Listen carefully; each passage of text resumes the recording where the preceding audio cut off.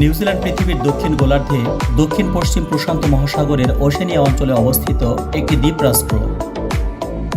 ভৌগোলিকভাবে বিচ্ছিন্ন এই দেশটি পৃথিবীর অন্যান্য দেশ থেকে বেশ অনেক দূরে। মানচিত্রে দেশটিকে মহাদেশীয় রাষ্ট্র অস্ট্রেলিয়ার কাছাকাছি অবস্থিত বলে মনে হলেও প্রকৃতপক্ষে এটি অস্ট্রেলিয়া থেকে দক্ষিণ পূর্ব দিক বরাবর কমপক্ষে 1503 কিলোমিটার দূরে তাসমান সাগরে অবস্থিত।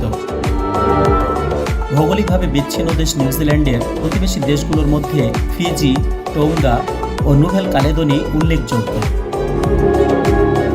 মরুচরের এই পর্বে আজ আমরা জানব নিউজিল্যান্ড দেশ হিসেবে কেমন, নিউজিল্যান্ডে দেখার মতো কি কি আছে, দেশটির অবাক করা কয়েকটি বিষয় যা পৃথিবীর অন্য কোথাও নেই, নিউজিল্যান্ডের ভালো দিকের পাশাপাশি এর খারাপ দিকগুলো কি কি ইত্যাদি।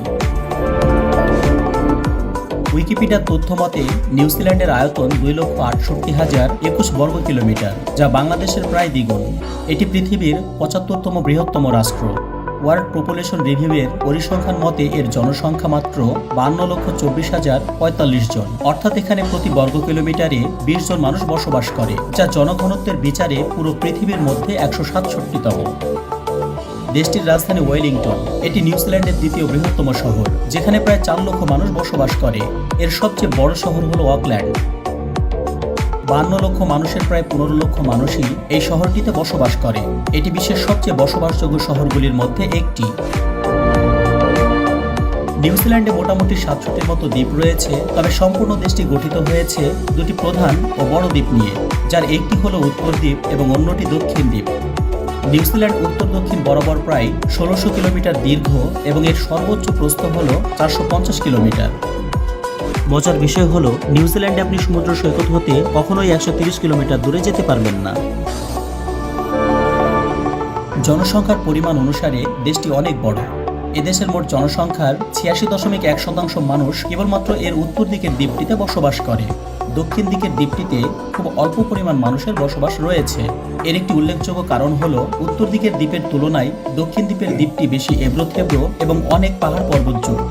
যাই হোক, দক্ষিণ দ্বীপের বৃহত্তম শহর হল ক্রাইস্টচার্চ, যেখানে রয়েছে 3,82,000 মানুষের বসবাস। এই দেশটির চারিদিকে মহাসাগর, তাই এই দেশের যেদিক দিয়ে আপনি যেতে থাকবেন না কেন সেদিকেই সমুদ্র সৈকত খুঁজে পাবেন। নিউজিল্যান্ডের বিখ্যাত সমুদ্র সৈকতগুলোর মধ্যে অন্যতম হল 90 মাইল সমুদ্র সৈকত বা 90 মাইল বিচ। এটি নিউজিল্যান্ডের উত্তর দ্বীপের একেবারে উত্তর পশ্চিম উপকূলে অবস্থিত একটি বিশাল সমুদ্র সৈকত। এর আনুমানিক দৈর্ঘ্য 88 কিলোমিটার। এটি বিশ্বের দীর্ঘতম সমুদ্র সৈকতগুলোর মধ্যে একটি। সুন্দর বালুকাময় সৈকত, স্বচ্ছ নীল জল এবং প্রশান্ত মহাসাগরের দৃশ্য এটিকে আরও আকর্ষণীয় করে তোলে। জানলে অবাক হবেন যে নিউজিল্যান্ডে প্রকৃতপক্ষে কোনো সাপ নেই। দেশটি দীর্ঘকাল ধরে বিচ্ছিন্ন থাকার কারণে এখানে সাপের কোনো প্রজাতি প্রবেশ করতে পারেনি, যার ফলে এটি সাপমুক্ত দেশ হিসেবে পরিচিত।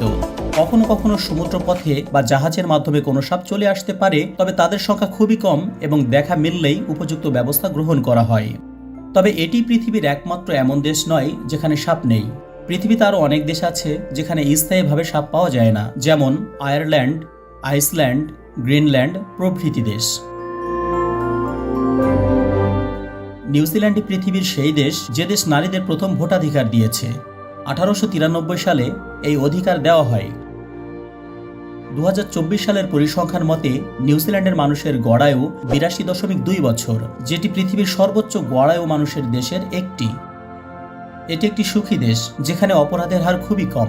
2024 সালে ওয়ার্ল্ড হ্যাপিনেস র্যাঙ্কিংয়ে দেশটি 11তম স্থান দখল করেছে, যেখানে ভারত 126তম এবং বাংলাদেশ 129তম স্থান দখল করে আছে।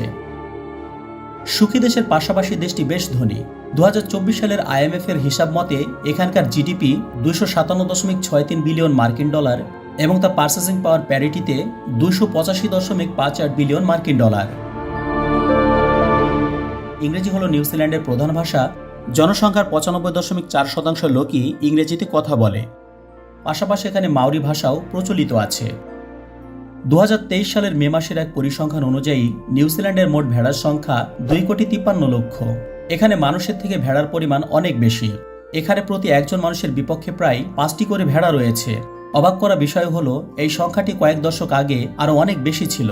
1990 সালের দিকে প্রতি একজন মানুষের বিপক্ষে নিউজিল্যান্ডে প্রায় 22টি ভেড়া ছিল, অর্থাৎ নিউজিল্যান্ডে সেই সময় মানুষের তুলনায় ভেড়া ছিল 22 গুণ বেশি। দেশটি ভেড়া থেকে মূলত দুটি পণ্য রপ্তানি করে, মাংস এবং উল। দেশটি দীর্ঘদিন ধরে ভেড়ার মাংস, বিশেষ করে মাটন ও ল্যাম্বের রপ্তানিতে নেতৃত্ব দিয়ে আসছে। 1882 সালে প্রথমবারের মতো রেফ্রিজারেটেড মাংস রপ্তানি শুরু হওয়ায় নিউজিল্যান্ডের মাংস শিল্প ব্যাপকভাবে প্রসার লাভ করে। বর্তমানে ভেড়ার মাংস ইউরোপ, চীন এবং অন্যান্য আন্তর্জাতিক বাজারে রপ্তানি করা হয়। উলের ক্ষেত্রেও নিউজিল্যান্ড ঐতিহ্যগতভাবে বড় ভূমিকা রাখে। যদিও সিনথেটিক ফাইবারের চাহিদা বৃদ্ধির কারণে উলের বাজার কিছুটা কমে গেছে, তবুও নিউজিল্যান্ড এখনও উচ্চমানের উল উৎপাদন ও রপ্তানি করে চলেছে বিশ্বব্যাপী। শুধু ভেড়াই নয়, নিউজিল্যান্ডে প্রচুর পরিমাণে গরু পালন করা হয়, বিশেষ করে দুগ্ধ শিল্প এবং গরুর মাংস উৎপাদনের জন্য। দুগ্ধ খাত এদেশের অন্যতম বৃহত্তম অর্থনৈতিক খাত, যা বিশ্বের অন্যতম শীর্ষ দুধ এবং দুগ্ধজাত পণ্য রপ্তানি কারক হিসাবে নিউজিল্যান্ডকে প্রতিষ্ঠিত করেছে।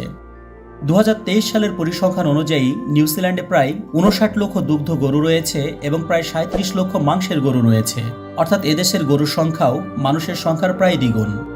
এই দেশটি বিশ্বের অন্যতম শীর্ষ দুধ রপ্তানিকারক এবং মূলত গরুর দুধ বিক্রির পণ্যের জন্য পরিচিত।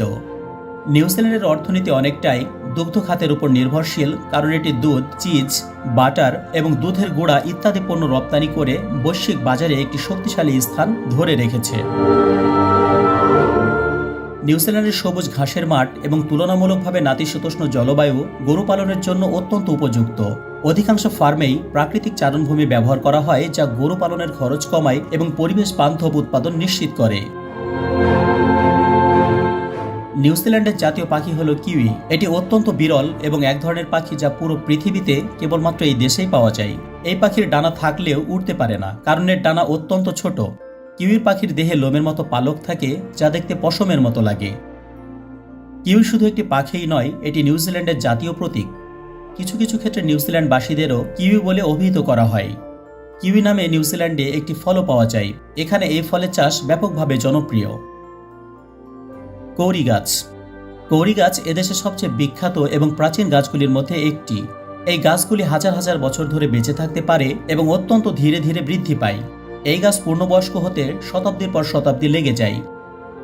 কৌরি গাছগুলি উত্তর দ্বীপের আদিবনের অত্যন্ত গুরুত্বপূর্ণ অংশ এবং এগুলোর কাঠ খুবই মূল্যবান। তবে অতিরিক্ত বন নিধনের কারণে এখন এদের সংরক্ষণ করার প্রয়োজন পড়ছে।